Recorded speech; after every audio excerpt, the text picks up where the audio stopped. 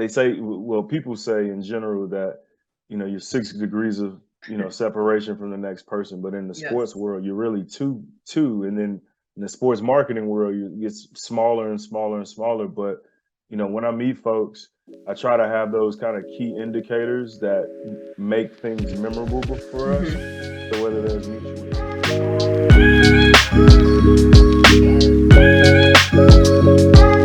Hey, what's up, everyone? Welcome back to another episode of the Connect Over Coffee. Today, I am chatting with Jordan Delegal.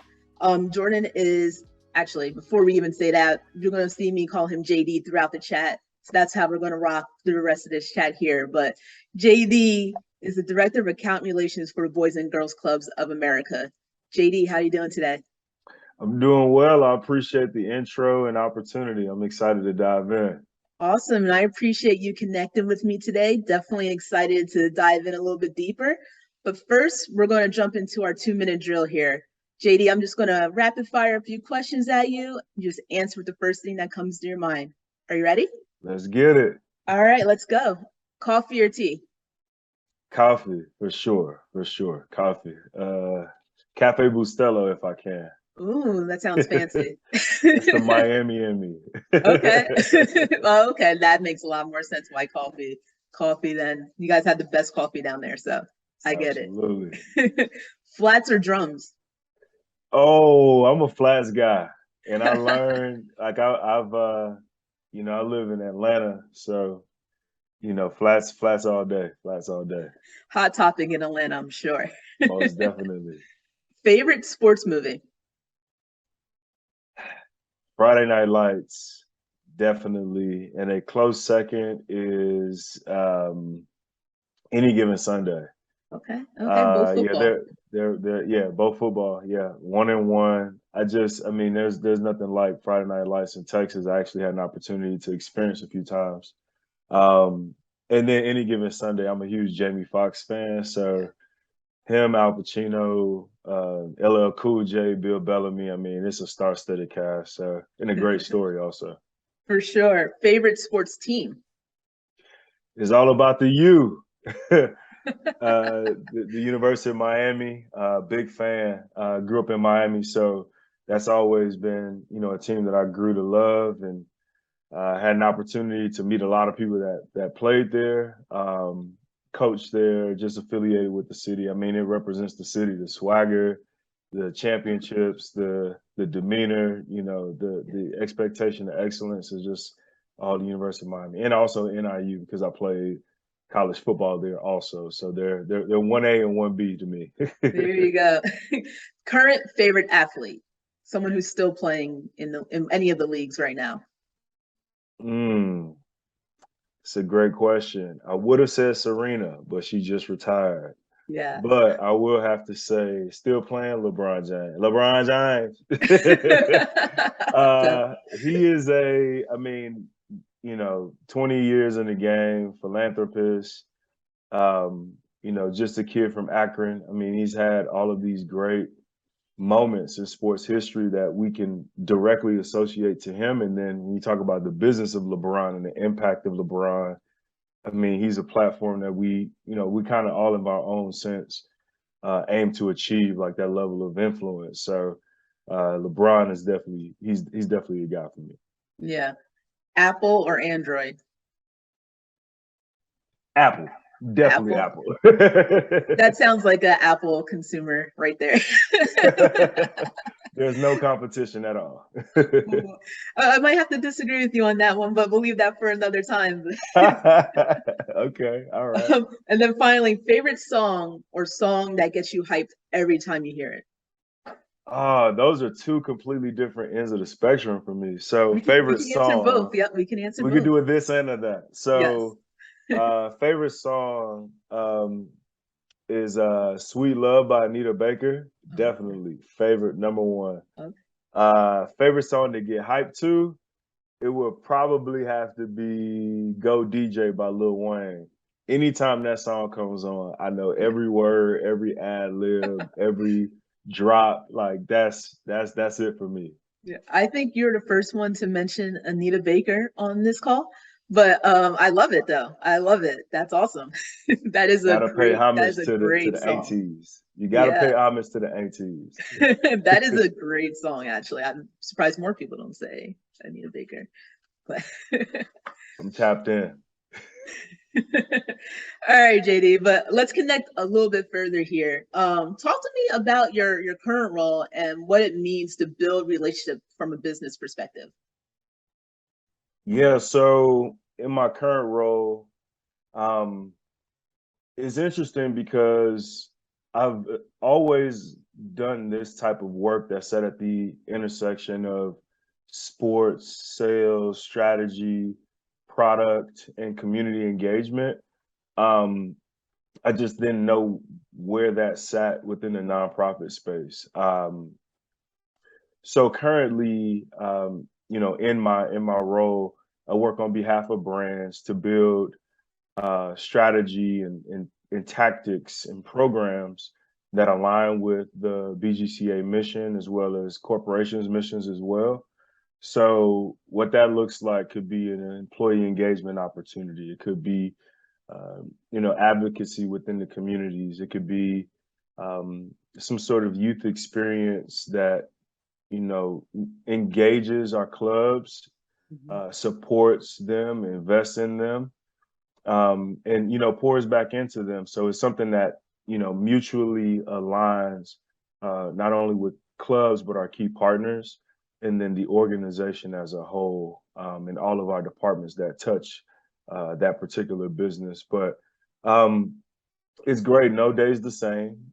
Things Yeah. from um, you know figuring out how to coordinate events, connecting clubs with volunteer groups for different engagement activities, things of that nature, things similar to cause marketing, and other specific initiatives that really, again, invest back into the overall mission of BGCA, and also that support those specific needs at each one of those clubs and those kids that are a part of that. I'm actually a former club kid as well, Yeah. so it's a great opportunity to come back in a reunion, in a sense, to come back to an organization that was, not only just a safe space, but also was just a resource for myself as well. But the clubs nowadays look very different from the clubs that I grew up in.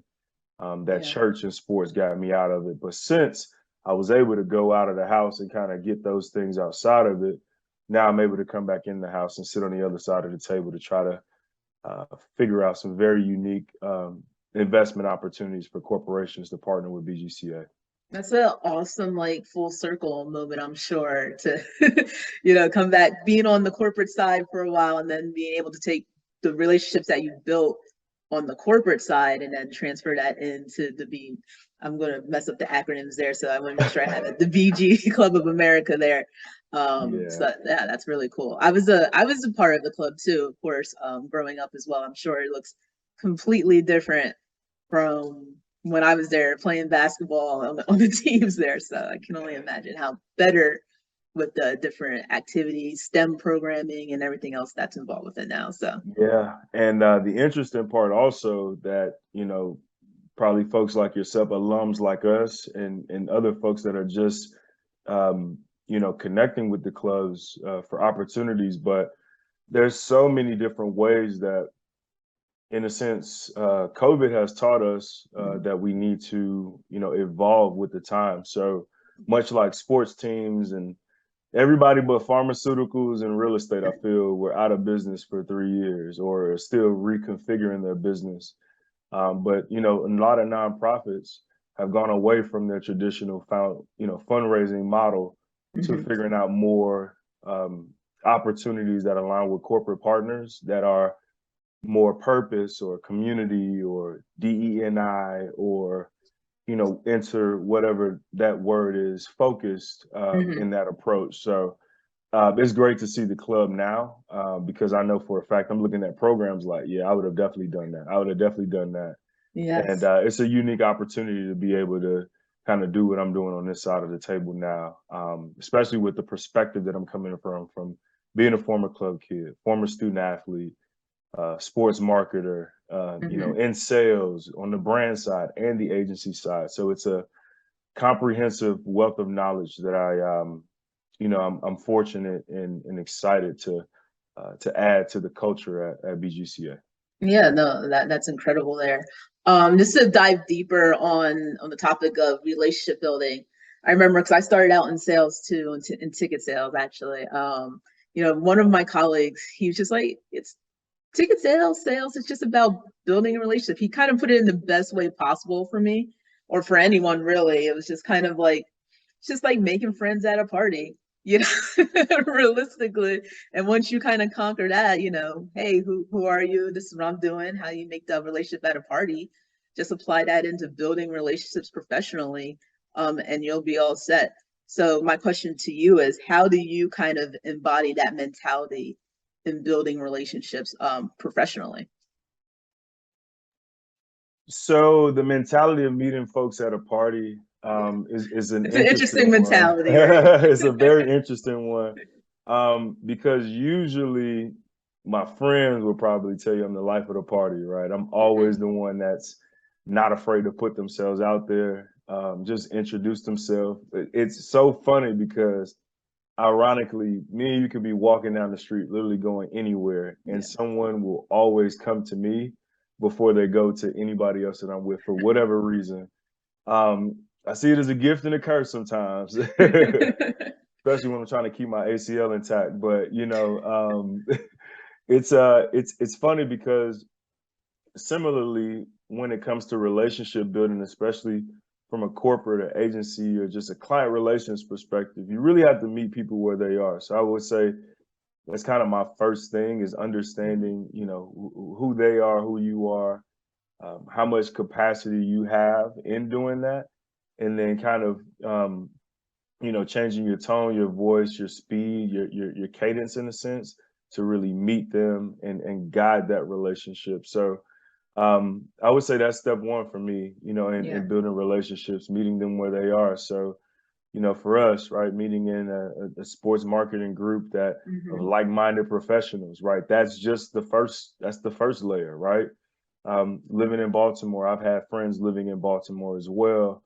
I'm pretty sure there's some sort of intersection, and it's funny because in the sports world, they say, well, people say in general that you're 6 degrees of separation from the next person, but in the sports Yes. world, you're really two, and then in the sports marketing world, you get smaller and smaller and smaller. But when I meet folks, I try to have those kind of key indicators that make things memorable for us. Hmm. So whether there's mutual interest, music, the arts, fashion, wearing glasses, I wear glass. Like you can find those kind of, equal median meeting spots between yourself and folks that you're trying to grow a relationship with. But I think from there, just kind of taking it real slow, taking Yeah. it in bites. So much like the appetizers that usually are at the type of networking events or Yeah. parties that we meet, I try to take the conversation in bites, right? What do you care about most? Like, where are you from? Where did you attend college? What types of social events are you a part of? What do you do outside of work? Hmm. And I try to go from those first layer questions and meeting them where they are, kind of little small introductory bites there. Then it kind of gets to industry. Working in sports, I'm pretty sure everyone knows somebody in sports. Yeah. And then those adjacent businesses or opportunities that exist from there. So community being one of those things. So obviously, over the last 3 years, there's been more of an emphasis on purpose-driven work or purpose-centered work. So a lot of marketers, a lot of salespeople, a lot of hybrid folks that are in this space at this intersection that I've committed so much of my personal and professional resources against.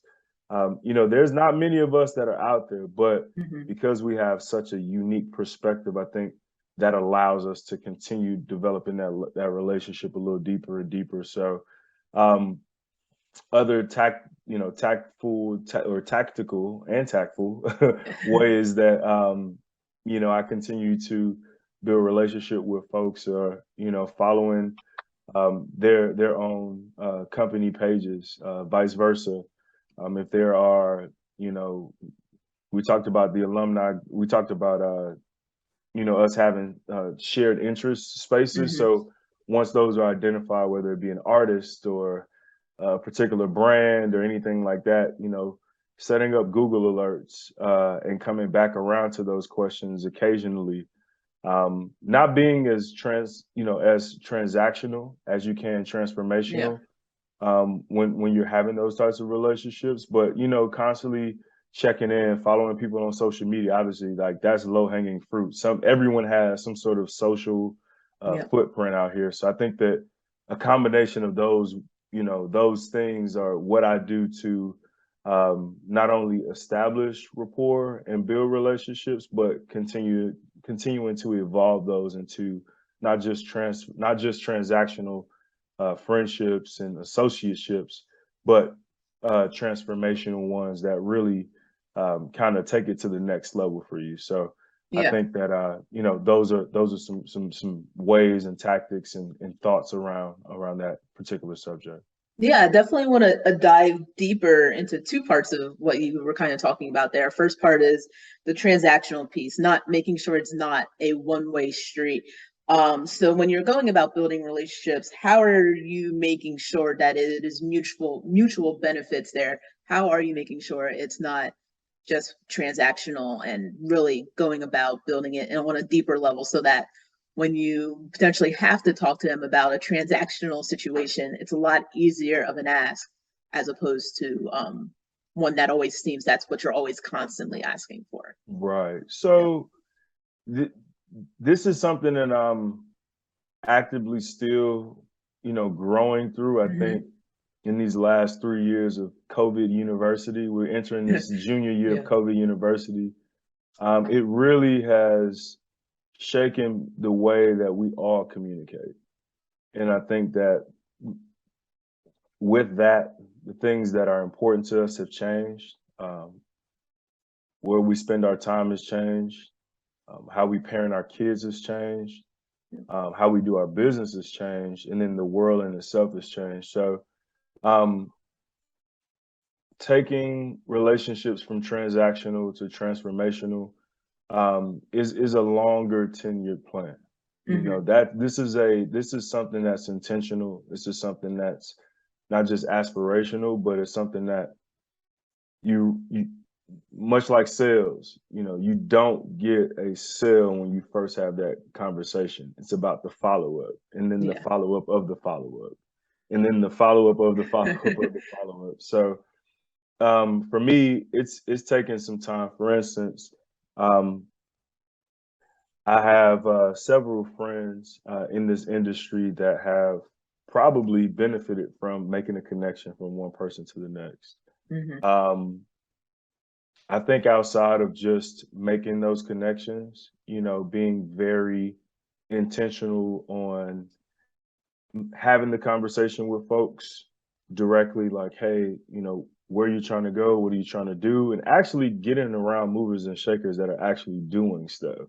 Yeah. Because I think that that really narrows down the focus of not just having a lot of friends, but having the right friends. And I think that a lot of within the industries that we work in, a lot of people they are very, I would say that they may be more, I'm trying to say this in the right way. I'm trying to choose my words carefully. I think that there's an opportunity. I think there's an opportunity to be humble, to be a Hmm. lot more kind, and to have a lot more grace when it comes to opportunities to connect people. Now, when I say that, what I mean is, um, going back to my point of connecting folks. There have been times where I've connected folks and then things don't go anywhere, and the person looks back at me like, "Well, why'd you even connect me with this person?" Yeah. So I've had to take a hard stop, a hard pause on not just why I moved, but how I moved Hmm. and who I was moving with and all of those things, because I think that, there have been situations where the connection really wasn't what the person wanted. They really wanted the action. And I think Hmm. that when you don't understand the why before you think about the how or you take that next step, that really gives your magic away. Yeah. And I think that if you're moving with intent, if you're moving with focus, if you're moving with these things that are important to you, you should always have a why before and after everything that you do. And I just had to start moving a lot more intentional. Um, I've had to trim the fat a little bit, Okay. a lot of it Yeah. actually. And I feel like that's something that is not as valued as we probably need to do. But I think that because of because of these last 3 years of COVID, I think a lot of people are taking a lot more time to think internally. A lot of businesses Yeah. are starting to think more with purpose. And, at some point, once we kind of all figure this thing out on whenever this thing is going to end, Yeah. I feel like that is something that, if you're able to take a relationship to the next level, you really have to do it with what's more important to you at the end of the day. And, moving with your why at the core of everything you do, because, at the end of the day, that's really what is more important to not only you and moving with your own intent, but making sure that your mission is something that's aligned with you and the types of people you're around and the types Hmm. of opportunities that you pursue as well. Yeah, I saw this quote like a long time ago, and it was kind of just based off like you can literally get rich, and doesn't mean rich as in paper in your bank account, but like in knowledge and everything else by just networking and hanging around the right people. And I think that kind of connects back to what you're saying is understanding your why. And that's very important when you're building relationships professionally and personally. Like the name or the word rich has a lot of different meanings behind it. Yeah, I can get rich paper wise and my bank account looks awesome, but I can always get wealth of knowledge from this person. I can get something else from this person there that doesn't really transition to money, which I think that's kind of how I read the quote. I think they were talking about money rich, but how I took the quote Yeah. was the different ways you can get rich from just Yeah. networking with people. And it may be, to some people it's rich, to other people it's fruitful, Mm-hmm. and fruitful being kind of the analogy there, that what you plant and what you groom and Yeah. what grows is really what's of value in that relationship, especially with regards to that word particularly. Yeah. But I feel like there's also um, people that just want to be around, that just want to be around. Yeah. And you will only know the reason why that exists when, you know, whenever that time comes. But for me, as long as I'm kind of, as long as I have my goals, as long as I have the Mm-hmm. things that are important to me, and I'm moving and aligning not only the companies that I work for, but the people in the company that I keep around me as well, with that same mentality or approach or posture, I think that in those ways, the fat is usually trimmed, and you really Yeah. kind of land the plane when we have the right people around you. So they say what the five people that you hang around the most have the greatest influence on your life. Yeah. It is so important and it's so real. So, I encourage not, I move with that intent, but there's, um, for people that may be watching this, definitely making sure that you're aligning your why with who you are and with not only who you are, but why you do the work you do and who you keep around you as well. Yeah, yeah. Couldn't have said it better myself for sure. But just going off of that question and building, networking laterally, that's a word that I feel like it's coming up more and more, especially in our industry and what we're doing with networking laddery. I know a lot of times we always look to reach out to our VPs or CEOs and what have you of the companies, but talk to me about the importance of networking laterally. Networking laterally is to me more effective than the vertical networking, partly because, again, going back to meeting people where they are. I think there's a value in perspective. And I also feel like there's a value in experience and just hearing somebody else's insight and exposure.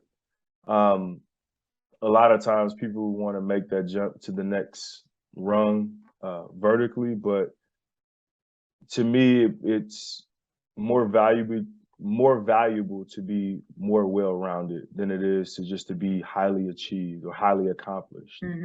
And I know that's relative to industries and all of those different types of things, but what they say, you could be a jack of all trades and a master of nothing. I would much rather be a jack of all trades, especially nowadays. Yeah.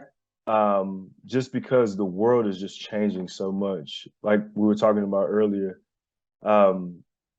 it seems like for these last 3 years, like we've had to, find opportunities and make sure that we're connecting with our community because we're isolated. But at the end of the day, if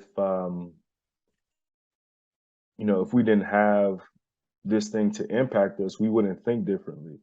Yeah. And because it has, new opportunities have happened. People have won a lot in the stock market. They've won a lot in real estate. But it's really challenged us to think a lot differently than we have before. And I think that really aligns with that same concept as well. Yeah. And not to do a complete heel turn, but a little bit of a heel turn. Has there been a moment in your career so far that you're most proud of? Yes. I would say honestly where I am currently. I would say every step I'm becoming, every step I'm further evolving into the professional that I wasn't able to see in front of me, especially as a minority professional in a lot of the things that we do. Being a former club kid and coming back to an organization like this is incredible. And then to have the perspective of it from a retail perspective and kind of, over the sense of my career, I think that's been something that's been very valuable for me, not only just in the role that I'm in now, but the roles that I approach after this or that may come after this. But I would say making this jump is one. Starting out as a student athlete, not really knowing opportunities outside of either coaching or playing, and then to have built almost a little bit over a decade of a career across sports and lifestyle and marketing and sales and all these different things. Like it's incredible. And it's something that I'm very grateful for and I don't take for granted at all. Yeah. That's awesome. I'm sure like when you first set out, right, you didn't know that everything you've done working with those companies led you back to this moment, which has probably just made you even richer because working from a corporate perspective, how you can essentially win from what you're doing now and really being able to give back. So I'm sure that's like a really awesome, like I said before, full circle moment, Yeah. And then there's so much more opportunity for more. I think that's the biggest thing is we're changing and we're still changing. Every day, no day looks the same, no opportunity looks the same. And I'm very proud to be where I am currently. And I'm just looking to do more. I'm looking to get my MBA. I'm looking to, be a part of some other, leadership programs. I'm looking to further engage here and buy a house and, continue building my family and all those different things as well. So this all plays into that as well. Yeah. And then not only that, you're doing something awesome by giving back to the minorities that are most impacted throughout this whole time here with COVID. So I think that's something really important to mention, something we always kind of graze over, but the work that you're doing is being directly impacting our minority children that were directly impacted the most through COVID there. So definitely wanted to mention and shout that out with what you're Oh, doing. most definitely, most Yeah. definitely, most definitely. It's inspiring. Yeah. It's definitely uplifting every day. Yes, for sure. And then finally, last question here. We call it the shit you wish you knew question. It's just like, when you're talking to people, it's like, oh, that's some shit I wish I knew back then. So that's how we came up with that question there. But Okay. loosely translates to, what is one piece of advice you wish you can tell your younger self or someone just starting out in this industry here? Let the NFL dream go a lot sooner. Number one, Yeah. travel, go overseas, go anywhere. If you don't have no kids or if you don't have no other commitments, leave home. I would say that. I would say also finish the job. Um, as much of a man of inspiration I am, I'm also a man of accountability. You know, like most people, I have messed up in several different things. So I would say finish the job. I took the road less traveled to get to where I am. Yeah. But I would say just, continue going, keep chopping wood, get into esports, definitely get into esports, learn how to create social media or some sort of content. That, and I would say that the crap I wish I knew. Um, there is a much bigger world out there than you really think. Hmm. That's the last thing. I mean, I know that now. I definitely know that now. But it's funny because you just never know, what types of opportunities can exist unless you're exposed to them. So yeah, those are just a few of the things that I have, a few of the thoughts that I have Yeah. related to the stuff I wish I knew. Well, no, I definitely wrote a couple down, finish the job, keep chopping wood. You might see those later posted on some stuff that we did. But no, that was Solid. excellent. Thank you. JD, we just want to thank you again for connecting with me today. And then thank you all for tuning in to another episode of the Connect Over Coffee. If you would like to listen to more chats like this one here, be sure to hit the subscribe button below. And don't forget to follow us on IG, LinkedIn, and of course, Facebook here. All right. So let's connect soon, guys. See y'all later.